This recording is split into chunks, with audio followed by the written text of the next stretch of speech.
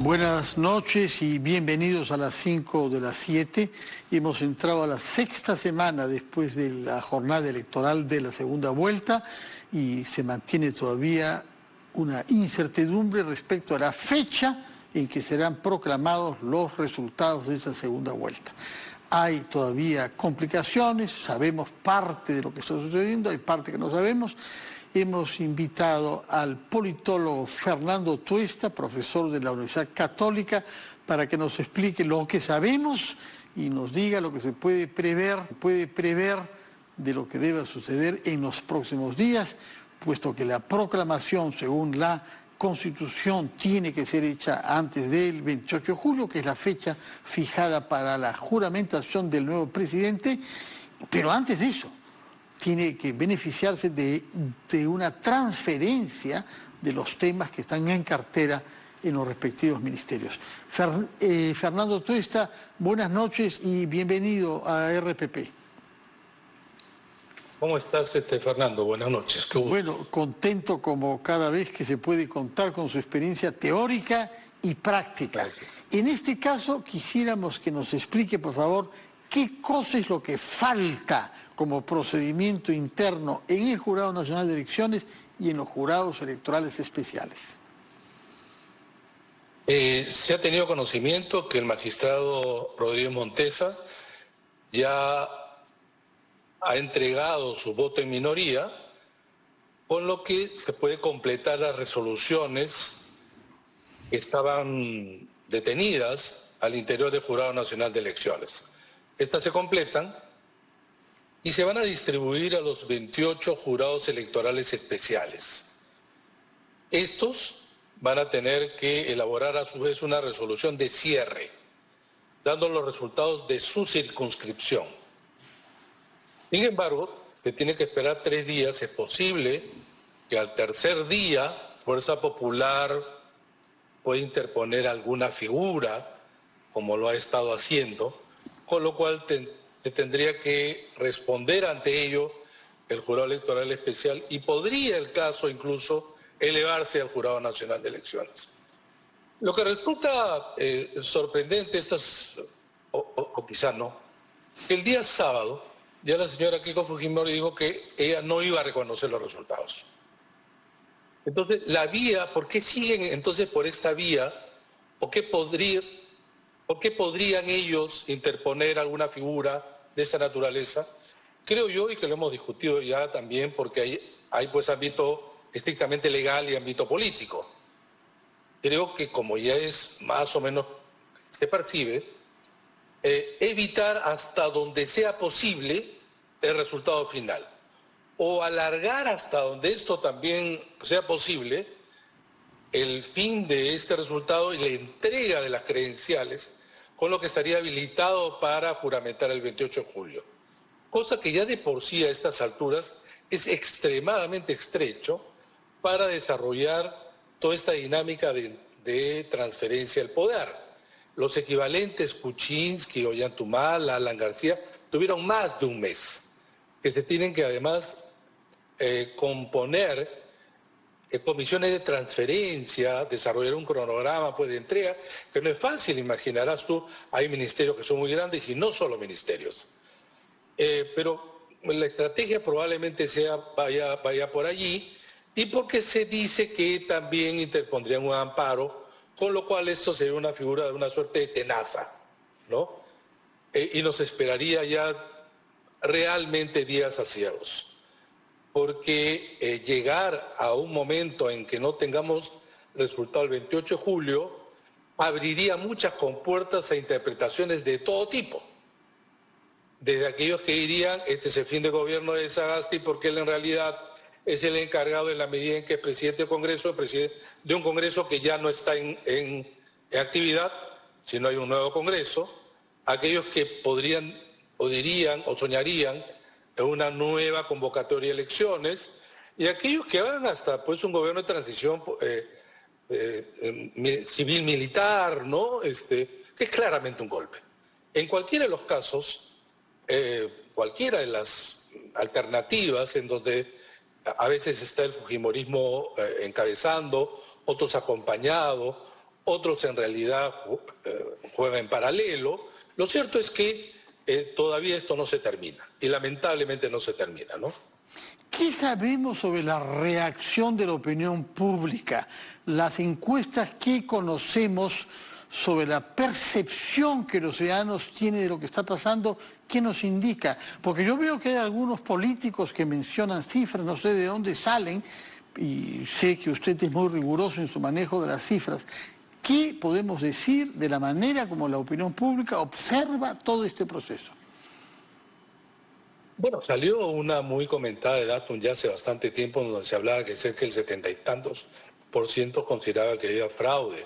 Lo que no desarrollaba la pregunta es quién consideraban ellos que hacía el fraude, porque 76 es en realidad una cantidad única, y en realidad hay uno desprendido, de manera desprendida podía pensar que es Fuerza Popular quien hace fraude, el otro diría que el otro es el que hace fraude, otro que los organismos electorales. Por lo tanto, efectivamente el término ha sido puesto como un tema de debate. Pero luego, en otras encuestas, tanto del IEP como en Ipsos, lo que sí se percibe que había ya un tercio, que no es igual a la mitad, que consideraban y que habían acompañado a Keiko Fujimori en esta travesía, ¿no?, por llegar a imponer la idea de que ha habido fraude.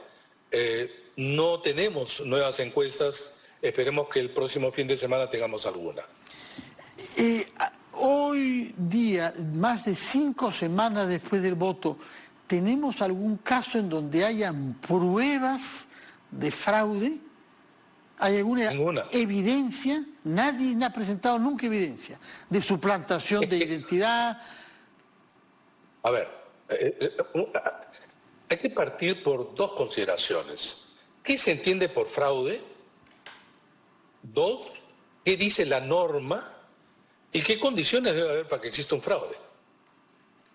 En ninguna parte, y particularmente en América Latina, las veces que ha habido fraude, se ha contado siempre con el concurso directo, impulsor, protagonista del gobierno y la captura del organismo electoral, cosa que no ocurrió en Perú. Bolivia, ¿no? Bolivia, en segundo lugar, un ejemplo reciente. Ya, pero ahí vemos entonces el tema. Las auditorías internacionales que tanto se alegan, ocurrieron 3 en los últimos 5 años de parte de OEA. Honduras, República Dominicana y Bolivia. ¿De dónde nacían? ¿De que un tercero de los que compiten pedían a la OEA? No, nacían de los informes de las misiones de OEA, no por el pataleo de un candidato o por la protesta genuina, así lo quieran entender, no, de OEA. Como los gobiernos están involucrados, entonces sí solicitaban a OEA para legitimar su acción, o por lo menos tener la posibilidad, el gobierno, de legitimar su acción, cosa que no ocurre. Y lo último, Fernando, que me parece fundamental y que la ciudadanía debe conocer. Lo que está pidiendo Fuerza Popular, ya que no ha conseguido un voto más para Keiko Fujimori, porque los peruanos en el extranjero, etcétera, etcétera, los primeros días, es en realidad restarle votos a Castillo. La única manera es anulando actas. Pero para anular un acta es que estás anulando los votos de electores. Y nuestra legislación, como la de todos los países del mundo, protegen el voto. Y por lo tanto, las causales de anulación son pocas, acotadas, y que ninguna de las que ahora se implora, se invoca como nulidad, está incursas en estos artículos. Ninguno. Porque la suplantación no es fácil de demostrar y no es simplemente una mera comparación. Te digo una cuestión personal. A mí una vez falsificaron mi firma. Sí. En un documento que supuestamente yo denunciaba. Tuve que ir a la policía fiscal, yo personalmente, me hicieron firmar como 500 veces y después de un peritaje y un examen, la decisión, la conclusión fue que no era mi firma. Una. Pero supongamos que incluso existe esa posibilidad. ¿Cómo saltas de esa comparación a que los 250 votos fueron manipulados a favor de uno. O sea, el jurado y los organismos electorales tienen que demostrar ellos que no hubo fraude. Los otros tienen que demostrar de manera fehaciente, contundente, inobjetable que lo hubo.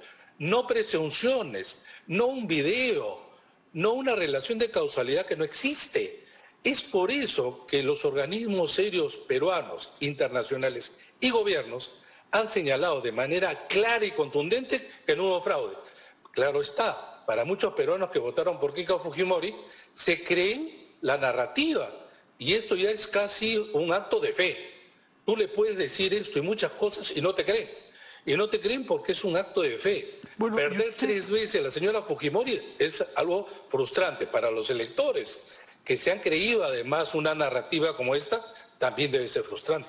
En un artículo reciente usted utiliza el concepto de negacionismo. En realidad es una palabra bien fuerte porque tiene su origen en la designación de los que persisten en negar que no hubo genocidio de los nazis sobre judíos. El negacionismo ahí nace, ¿no? Originalmente eso, ¿no? Personas que con toda evidencia siguen negando que los campos de concentración y los hornos que mataron no existieron. Entonces, cuando usted habla de negacionismo al tope para los resultados electorales, está haciendo una crítica en ciencia política bastante severa. Bueno, es una extensión ya usado también en América Latina, sobre todo quien ha roto de manera clara lo que era un juego reglado, aceptado, y aceptar los resultados y quién ganó, me refiero a Donald Trump, ha roto esto en los sistemas democráticos. Y ya hay un artículo que yo justamente he estado también difundiendo en The Atlantic, donde habla de la comparación a partir de Donald Trump, cómo el negacionismo pasa por Keiko Fujimori y también en Israel, y que ya lo está anunciando Bolsonaro. Es decir, anticipadamente dice, si yo no gano hay fraude. Y como no gané, hay fraude. Hasta este momento, Donald Trump y sus votantes niegan que haya sido derrotado. Entonces, negacionismo es una forma también de protección, ¿no? De protección, es decir, en el caso, me imagino, de Fuerza Popular, perder 3 veces la elección, la única vez en la historia que una candidata ha pasado 3 veces a la segunda vuelta y 2 veces perder por menos del 1%, no es fácil de poder lograr aceptar. Esto en el caso de ella, pero de sus votantes que creían que apenas gane el señor Castillo, que y le hemos hecho críticas y le seguiremos haciendo, que prácticamente el 28 de julio tenemos pues los barcos cubanos y venezolanos al frente del Callao, ¿no? Y de que esto se convierte de la noche a la mañana en Cuba, y hay un temor, porque la campaña ha sido acentuar temores y en realidad pesadillas que en realidad no va a realizarse, y en todo caso los peruanos evitaremos el exceso del poder, pero también de la misma manera proteger algo que es clave en una elección. Es el respeto a las instituciones y a las reglas. Porque imagínate, Fernando, que los próximos procesos electorales, todos los perdedores hagan uso de todo lo que ha hecho ahora Fuerza Popular y lo va a hacer. Nos vamos a entrampar y vamos a vivir sin el reconocimiento del ganador. Esto es fatal. Permítame utilizar los últimos minutos que nos quedan para salir, digamos, del corto plazo de aquí hasta el 28 de julio e imaginar qué escenarios se abren. El artículo de Abraham Lowenthal en los Estados Unidos sostenía que acá se abría de una manera inesperada y paradójica la posibilidad de que emerja, al fin y al cabo, un movimiento de centro que ha hecho cruel falta en el Perú en los últimos tiempos. ¿Cuánto comparte usted esta mirada optimista? Siempre hay que tener optimismo, sobre todo en el país que vivimos. Lo que se ha acentuado y lo que creo que ha ya desarrollado como un sector importante a partir de estas elecciones ha sido la extrema derecha, como en muchos países. Y efectivamente la debilidad del centro ha posibilitado también la polarización. Que se necesite un centro democrático en el país, indudablemente, porque como van las cosas, con un presidente que tiene solamente 37 escaños de 130, que es un gobierno de minoría, y encima un gobierno débil, por sus carencias y porque están y cómo llega, yo creo que el próximo quinquenio puede, si no repetir, por lo menos una alta dosis de ingobernabilidad. Se requiere, por lo tanto, entre los extremos, un centro democrático, sereno, responsable y que de alguna manera nos saque de este empantanamiento que se empezó hace 5 años y que lamentablemente puede seguir para adelante. ¿Usted presume que este centro democrático está fuera del gobierno y no necesariamente dentro? ¿Qué imagen se hace usted del gabinete que pueda proponer Pedro Castillo? Si a uno le preguntaban esto hace mes y medio, probablemente algunas de las personas que ahora se están señalando ni siquiera era pensado. Una cosa, muy a lo peruano, ¿no? Una cosa es con guitarra y otra cosa es con cajón. El señor Pedro Castillo, conforme llega el día de la asunción de mando, debe entender, y esperemos que sí entienda, que mucho de lo que ha proclamado no lo va a poder hacer. En todo caso, hasta armar un gabinete no tiene capacidad. Su vientre de alquiler, que es Perú Libre, como para llevar adelante. Y en consecuencia, yo sí creo que va a tener que mirar hacia el centro. Y en el centro, pues hay, claro, de todo. Tampoco es que es una pureza, pues, inmaculada, ¿no? Ni mucho menos.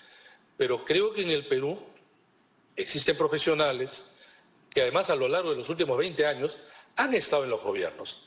Han habido personas capacitadas, ministros probos, han fallado los liderazgos importantes de los partidos. Pero eso, si bien es cierto, ha hecho mucho daño, no debe tener el curso de un país que tiene que ser resiliente de todas maneras. Muchas gracias por su tiempo, Fernando Tuesta, y por el optimismo con el que dice usted que hay que abordar necesariamente los temas de la política en el Perú. Que tenga usted muy buenas noches y esperamos vernos pronto para que siga contribuyendo con su serenidad al análisis de lo que pasa con nuestra política. Vamos a ir a una breve pausa, después de la cual hablaremos sobre temas de salud y lo haremos